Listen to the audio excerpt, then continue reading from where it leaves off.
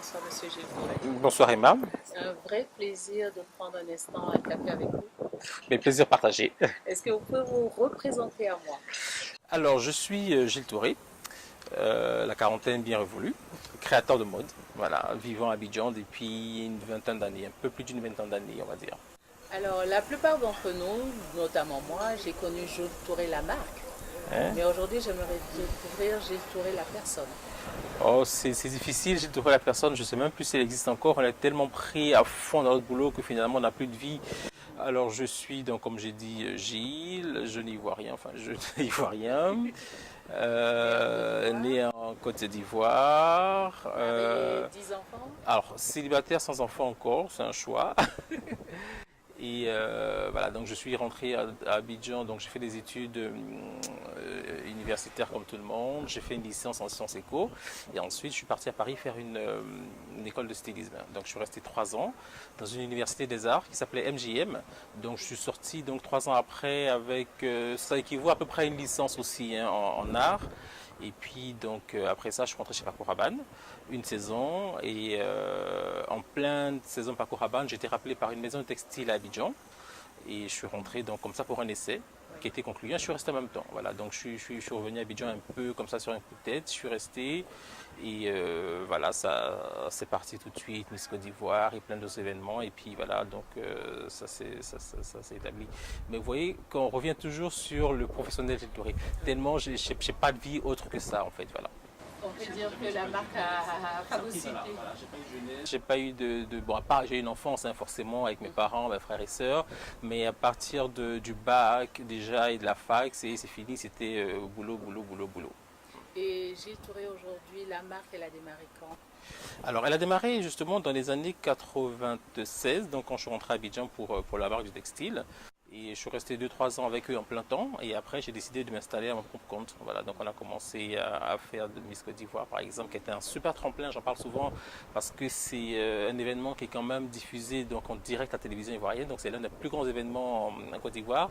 Donc c'est un vrai tremplin. Voilà, donc c'est vraiment de là que les gens m'ont découvert et c'est parti tout de suite. Et puis ensuite, il y a eu, donc avant moi, les dames aimaient beaucoup acheter leur robe de mariée à Paris. Elles allaient acheter leur robe de mariée. Et puis moi, je suis arrivé donc avec des vêtements un peu avant-gardistes, comme ça, beaucoup de robes de mariée faites en Côte d'Ivoire par un jeune ivoirien. Donc tout le monde s'est un peu déporté sur moi et c'est vraiment de là que ma carrière véritablement a commencé. Et vous aviez à peu près quel âge? Alors j'étais très jeune, j'étais très très jeune. Je me rappelle que mon premier, alors ça c'était avant que je parte à la fac, quand j'avais 17 ans, je devais être en terminale, je passais le bac. Oui. Et je dessinais déjà, hein, donc j'ai commencé moi très très très très très très jeune. Et à 17 ans, j'ai fait mon premier magazine, un magazine de mode. Donc c'est des vêtements que j'avais dessinés, qui avaient été réalisés par Pathéo, qui est un aîné un peu dans la couture. Donc j'étais en terminale, c'était forcément caché de mes parents parce qu'il fallait que je passe le bac. Et ils ont été surpris de voir des vêtements, le nom Gilles Touré dans un magazine. Ils se sont dit, wow, mais c'est quoi cette histoire-là? Viens nous expliquer ça un peu. Et c'est là que vraiment j'aurais dit, écoutez, moi, je crois que j'ai trouvé mon truc, quoi. Ça sera la mode ou rien. Et je me rappelle que papa a dit, ok, il n'y a pas de problème. Maman, elle n'était pas d'accord, mais du tout. Alors, chez son premier fils, elle m'a dit, non, pas question. Papa, il avait compris. De toute façon, je pense que depuis longtemps, j'avais quand même ces fibres artistiques-là. Il voyait, hein, les parents, ils savent. Il m'a dit, ok, mais 17 ans, c'est trop jeune. Il faut que tu passes le bac. Il faut que tu fasses la fac. Tu es l'aîné d'une famille. Donc, si toi, tu vas le maximum loin dans les études, je pense que tes petits frères vont suivre. Si tu t'arrêtes au bac, ils vont dire, oui, mais Gilles s'est arrêté au bac. On n'a rien fait. Nous aussi, on n'ira pas plus loin. Voilà. Donc, j'avais en tant qu'aîné quand même un devoir. C'est comme ça que je suis allé jusqu'à la licence. Hein, mais j'ai vraiment forcé. Mais aujourd'hui, je me rends compte que c'était très bien pour moi enfin, c'est pas loin, mais d'aller au moins jusque-là, ça me permet aujourd'hui, en plus c'était Sciences Éco, donc ça me permet aujourd'hui de gérer mon entreprise, voilà, parce que c'est quand même après tout, c'est vrai que c'est quelque chose qu'on aime, c'est un métier artistique, mais c'est aussi un business, on vit de ça, voilà. Donc je pense que mes 3 années là de Sciences Éco me permettent aujourd'hui de savoir plus ou moins gérer un peu tout ça derrière. Voilà. Et vous avez dit quelque chose qui m'a assez intriguée, c'est que vous avez fait une école de mode. Quand on voit aujourd'hui que la plupart de ceux qui se disent créateurs sont des autodidactes, que pensez-vous de ça? Mais c'est dommage. D'abord, alors autodidacte, moi je veux bien qu'on soit autodidacte. On peut aimer la chose, on peut être autodidacte, mais à un moment il faut s'arrêter, se former, parce qu'il y a le côté technique qui est très important. Ce qui est dommage chez les jeunes créateurs d'aujourd'hui, c'est qu'ils sont intéressés par juste le entre guillemets success story des autres. C'est-à-dire qu'en fait ils ont juste envie d'être sur le podium. Voilà, ils ont envie de jouer la star. Là, moi je suis dans une association à Abidjan qui s'appelle SMCI où on est en train de recruter un peu tous les jeunes créateurs qui existent et les faire rentrer dans l'association parce qu'on se dit qu'ensemble on est plus fort. Et il faut quand même un minimum. Donc on regarde un peu et on se rend compte que la plupart, hein, on va aller sans exagérer, 75% donc des jeunes créateurs qui sont sur la place n'ont même pas d'atelier. Ils sont autodidactes, ils ont peut-être un petit peu raffiné, ils aiment ça. Et ils vont travailler chez les petits couturiers, de telle tout ça, enfin, jamais. Donc ils n'ont même pas voilà, c'est dommage. Ils n'apprennent pas. Ils aiment ça. Moi je pense qu'on peut partir sur le fait d'aimer quelque chose. Moi j'ai aimé le métier au départ, hein, mais c'était important pour moi d'apprendre. Voilà, parce qu'après, on va avoir un don, mais il y a un côté technique qui est très important. Voilà, il y a un côté technique qui est très important. Il y a un programme chez nous qui dit championnat polo. Donc c'est un championnat. Le plus important, c'est de pouvoir aller le plus loin possible. Voilà. Et pas être parti, pas sortir au premier tour, d'arriver jusqu'au final. Et pour arriver jusqu'en finale, il faut être fort. Il faut être fort, il faut avoir une base. Il faut avoir une base pour avoir appris le métier. Voilà. Donc moi, tout ce que je dirais, c'est vraiment tous ces jeunes qui aiment ça. Vous savez, avant la mode, c'était un métier qui était considéré métier de métier pour prendre. On allait à la mode, à la couture, à la coiffure, ils appelaient la série C à Abidjan, parce qu'on n'avait pas réussi à l'école. Oui. Donc du coup, les nous, tout le monde, tout ça, qui était un peu plus fidèle, ils restaient 10-15 ans et demi, on les inscrivait dans une école de couture, de coiffure, une liste de remerciements. Voilà. Aujourd'hui, non, c'est un vrai métier. Voilà, aujourd'hui, on vit de son art, on est créateur des modes comme les médecins, comme les animateurs télé, comme les journalistes, comme voilà. Donc, ils aiment ça, d'accord, mais il faut une formation. 6 minutes de soir, c'est une des écoles qui proposent des formations accélérées en 6 mois. Ça existe aussi dans la mode. Okay. On a un don, on a un goût pour la mode, on aime bien tout ce qui est beau, mais il y a un côté technique qui est important. Il faut faire au moins 6 mois de formation. Et à partir de là, vous allez voir que vous allez... Ça change tout. Ça change tout. Parce que ce qu'on remarque à Abidjan, par exemple, c'est que tout le monde tourne autour de la même chose. Voilà. Il n'y a pas vraiment une de création. Voilà. Et c'est dommage. Et c'est très important ce que vous dites, parce que est-ce que ça n'a pas permis la démarcation quand vous êtes rentré à Abidjan, parce que vous aviez étudié le métier et vous êtes rentré à Abidjan, vous avez eu un tremplin. Mais cette étude plus votre don, est-ce que c'est ça qui n'a pas fait la démarcation, parce qu'il y a eu des créateurs qui avaient de votre temps, mais c'est Gilles qu'on connaît plus? Oui, parce que je suis arrivé à un moment où j'apportais quelque chose de nouveau. Donc avant moi, il y avait Angibel, il y avait Misaoui, il y avait Patéo, il y avait un peu Système Moïse. Et puis Gilles est arrivé avec un style différent. Oui. C'était le pagne, donc c'est un jeune créateur qui vient de Paris, donc qui avait des idées un peu avant-gardistes. C'était un mélange d'Européens, d'Africains. Le bustier Abidjan, c'est moi. Toutes les coupes un peu comme ça, les jupes en paille, froufrou, tout ça. Voilà. Parce qu'en fait, si vous voulez, c'était... ce que j'avais appris justement à l'Occident, donc toutes ces robes de soir qui n'existaient pas à Abidjan à l'époque, travailler dans du pagne. Voilà. Donc je pense que tout de suite ça marqué. Voilà. Et après ça, il n'y a plus véritablement de création. Et c'est dommage. Parce que le besoin était là. Mais vous avez fait le sens contraire, parce qu'aujourd'hui on est confronté à une thématique, c'est les jeunes qui veulent coûte que coûte aller en Europe, aux États-Unis. Et vous avez fait le chemin contraire. Et malgré la success story, vous avez décidé de rester en Afrique. Oui, je me rappelle quand je venais à Abidjan, donc j'étais chez Paco Rabanne. J'ai dû inventer une histoire pour pouvoir rentrer à Abidjan. J'ai dit que mon grand-père était décédé, il fallait que j'aille pour les funérailles. Le pauvre, il était déjà décédé depuis longtemps. Je l'ai tué 2 fois, pardonne mon grand-père. Mais il fallait ça pour pouvoir avoir une libération, une autorisation pour partir. Et mes amis m'ont dit, écoute Gilles, tu vas faire quoi bled? Mais reste ici, ça va pas, tu travailles chez Paco Rabanne, il va te prendre là-bas, tu es super doué. À Abidjan, il n'y a rien. J'ai dit, écoutez, j'étais jeune à l'époque, hein, je vais avoir 20 et quelques ans. J'ai dit, écoutez, je rentre à Abidjan. Si ça ne marche pas, ben, je reviens. Simplement, voilà, moi j'avais envie, j'aimais la mode. Je suis parti en Europe parce que j'avais vraiment envie d'apprendre la mode. Je voulais vraiment apprendre. Je n'étais pas pressé. J'aimais ça, mais je savais qu'à Abidjan, je ne pouvais avoir aucune école. Alors, pour la petite histoire, j'avais un don de dessin. Donc déjà, quand j'étais même en terminale à la fac, je donnais des cours de dessin dans les écoles de mode. Déjà, sans avoir appris la mode. Alors je me suis dit, moi, sans avoir rien appris, je donne des cours de dessin. Qu'est-ce que je vais apprendre à Abidjan? Donc pour moi, c'était Milan, l'Italie, qui était la capitale de la mode, ou Paris. Bon, Paris, c'était plus facile à cause de la langue. Hein. Voilà. Donc quand je rentrais, ils m'ont dit, non, mais ne rentre pas à Abidjan, tout ça, tu vas galérer, machin, truc, chose. J'ai dit, écoutez, je rentre, ça marche pas, je reviens. Je suis rentré. Et je suis resté. Aujourd'hui, avec le succès, je suppose que vous avez eu pas mal de propositions, vous avez plein d'opportunités de vous installer ailleurs, et pourtant vous avez décidé de continuer de rester en Afrique. Oh oui, en Afrique, et puis chez moi, en Côte d'Ivoire, vous savez, on a un an et demi que chez soi. Non, je voyage, j'essaie d'avoir des représentations un peu partout, mais je ne suis pas sûr que je serai bien ailleurs.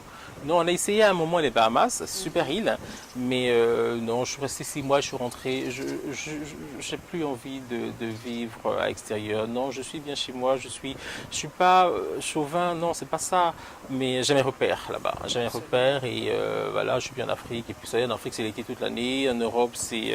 à un moment j'ai eu avec la crise en 2011, je me rappelle, j'ai eu des propositions pour travailler à Milan.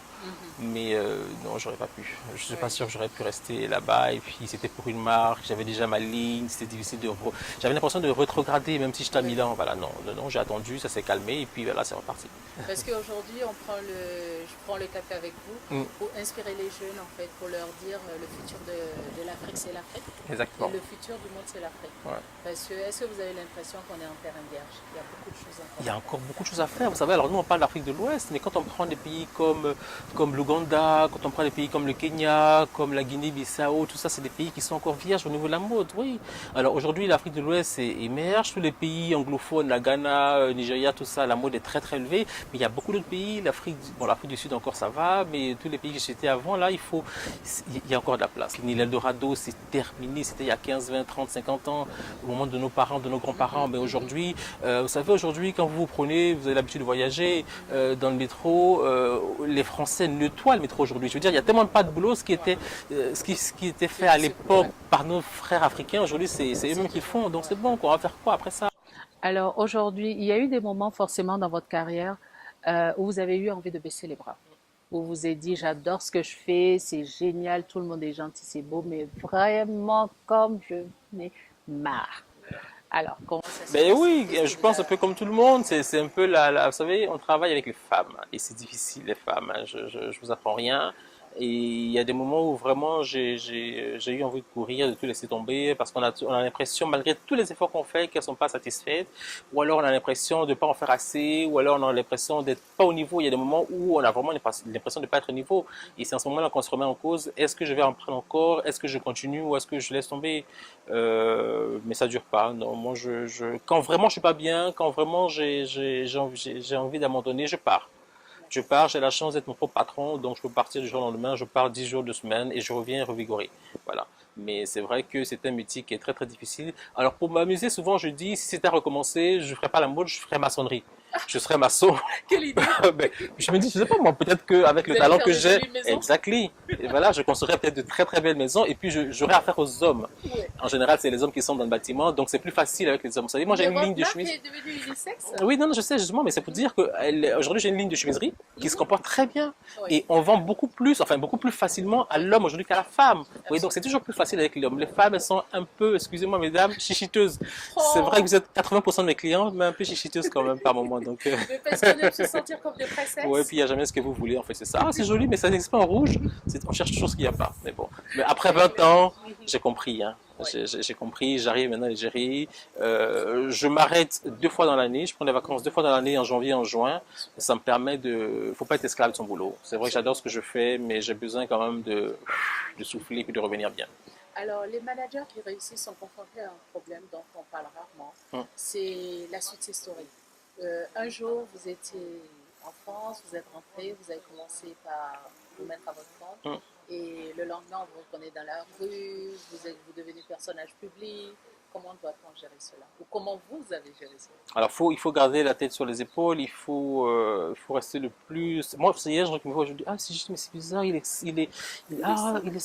Les gens, ils en reviennent pas. Non, parce que, bon, alors moi, l'avantage que j'ai eu, je sais pas si c'est que j'étais très entouré. Mes parents sont présents jusqu'aujourd'hui. Ils sont toujours là. Je fais un pas là, par exemple, papa, maman, tout le monde sait que je suis à Dakar, on m'appelle, ça se passe bien, ouais, je veux dire. Donc, du coup, ça m'a permis, voilà, ça m'a permis de me recadrer. Parce que j'avoue qu'à un moment, j'ai trouvé que c'était bon. Vous savez, j'habille 4-5 premières dames, il faut vraiment être fort pour garder la tête sur les épaules, quoi. Et ça sert à rien de, non, non, non, non. Je pense qu'il faut rester le plus simple possible.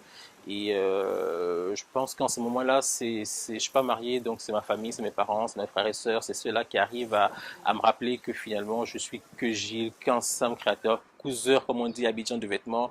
Et point barre, quoi. Je suis pas différent des autres. Mais il y a c'est beaucoup de important. choses que vous ne pouvez plus faire. Parce que Il y a c'est beaucoup de plus choses, vous qui marchez ouais. dans la Non, non, rue, non, c'est vrai, c'est vrai. Il y a plus beaucoup de choses que je peux plus faire. Je peux plus aller au marché de la Jamé, je peux plus prendre les taxis communs, je peux plus aller manger mon. Vous savez ce que c'est le garba? Oui. La checker va là dehors, Absolument. je peux plus, pourtant j'ai envie. Donc alors je suis obligé d'envoyer moi nounou pour acheter pour manger à la maison. C'est dommage, mais en même temps on a choisi. Hein. Après c'est plus pour les autres Parce que moi, je veux dire, à la limite, je vais m'asseoir dans un garbadrome, je mange mon achiquet. C'est bon, c'est vrai que tout le monde va me regarder, mais les autres vont pas comprendre. Ah, mais lui aussi, il vient ici. Oui, ça les gêne plus que nous-mêmes. Ouais. Mais ouais, c'est vrai qu'il y a beaucoup de choses qu'on peut plus faire, c'est dommage, mais c'est comme ça. Comme je dis, après, c'est un choix, on est obligé d'assumer.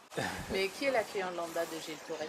Mais madame, tout le monde, moi je dis, de toute façon, vous savez, non, mais on se trompe. C'est vrai que Gilles Touré a une mauvaise image parce qu'on a commencé très haut avec on était obligé de commencer comme ça. Parce que j'avais vraiment voulu mettre la marque très haut. Positionnement du produit. Rapport qualité-prix, ok. Gilles Touré, marque aujourd'hui existe. Mais aujourd'hui, on est descendu. On fait des chemises à 35 000, on vend des caleçons, vous savez, pour robe à 15 000, vous voyez. Donc tout le monde est en train de pouvoir s'habiller chez Gilles. C'est vrai que tout le monde ne peut pas encore se permettre de faire la robe de mariée traditionnelle chez Gilles parce que c'est tellement cher. Mais on est en train de se battre pour ça, vous savez. Ça coûte cher parce que c'est un travail de qualité. Ça coûte cher parce que c'est un travail pas industriel, artisanal, et ça prend beaucoup de temps. Vous savez, j'ai des clientes qui viennent à 15 heures, elles ont rendez-vous à 15 heures, normalement ça devrait durer 20-30 minutes, elles vont rester de 15 heures à 18 heures pour choisir une robe. Comment vous voulez qu'on s'en sorte? On est obligé de mettre le prix en ce moment-là, vous voyez ce que je veux dire? Parce que tu es obligé de payer pour les autres. Alors que là, maintenant, c'est en train de changer. Là, on va ouvrir bientôt une boutique prêt-à-porter où on pourra venir s'acheter une robe et partir, ça dure 15 minutes. Oui. Voilà. Et les prix seront forcément plus bas. On est en train de se battre aussi, je pense, avec tous les créateurs africains pour arriver vers une industrialisation de la mode. Je pense que quand on sera industrialisé, quand on pourra fournir en masse, en série, on pourra baisser nos prix, vendre moins cher, gagner sur la quantité et en ce moment-là, toucher tout le monde. Vous savez, en Europe aujourd'hui, une robe de chez Saint-Laurent, elle va vous coûter 10-15 000 euros. Un parfum de chez Saint-Laurent, ça va vous coûter 50 euros. Donc moi, je n'ai pas 15 000 euros, mais j'ai 50 euros pour acheter un parfum, j'habite, je porte Saint-Laurent. Voilà, c'est tout. Donc il faut qu'on aille justement vers des produits dérivés. Oui. Marqués Gilles Touré, marqués Mastil, pour que justement tout le monde puisse avoir accès à nos marques sans forcément s'acheter des vêtements. Absolument. Et c'est vers ça qu'on doit pouvoir partir maintenant. Et si on vous demande, c'est quoi la prochaine étape? Alors, prochaine étape, j'aime pas parler de mes projets, mais la toute prochaine qui est là, c'est une boutique prêt-à-porter qui est en train d'être finie, voilà, qu'on va ouvrir Boulevard Latry à Abidjan et comme je dis, ça va nous soulager sur beaucoup de plans. On pourra s'acheter n'importe quoi, même un t-shirt, un jean Gilles Touré. Donc là, ça sera déjà un grand pas parce que pendant longtemps, on a travaillé haute couture et aujourd'hui, on a vraiment envie d'aller vers tout le monde, d'où l'ouverture de cette enseigne-là. Ça a mis 20 ans, les gens ne comprenaient pas, mais pourquoi Gilles Touré travaille qu'en showroom? Mais je voulais vraiment être prêt. Ouvrir une boutique, c'était pas ça le plus dur, non. Le plus dur, c'était de pouvoir proposer des pièces facile d'accès à tout le monde. Et là, on est prêt. Donc, on va trouver une chemise, un t-shirt à 5 000, 6 000. Je pense que ça va freiner un peu la concurrence, la contrefaçon. Voilà. Parce que si aujourd'hui, il y a tellement de contrefaçon, c'est peut-être parce que aussi il y a beaucoup de personnes qui n'ont pas accès à nos produits. Absolument. Voilà. Donc, une chemise que moi, je vends à 35 000 francs, qui est recopiée à 10 000 francs au marché. Si je fais un t-shirt inspiré de cette chemise-là que j'avais à 5-6 000 francs, je pense que bon, on réduit, on ne règle pas le problème de la contrefaçon, mais on la réduit un peu. Voilà, donc c'est les prochains projets, ça. Mais je pense que toute mon équipe et moi-même, on a tellement apprécié le café qu'on va s'inviter chez vous à Abidjan pour le prochain café. Ben, je vous attendrai, je vous accueillerai avec beaucoup de plaisir. Merci beaucoup. C'est moi qui vous remercie.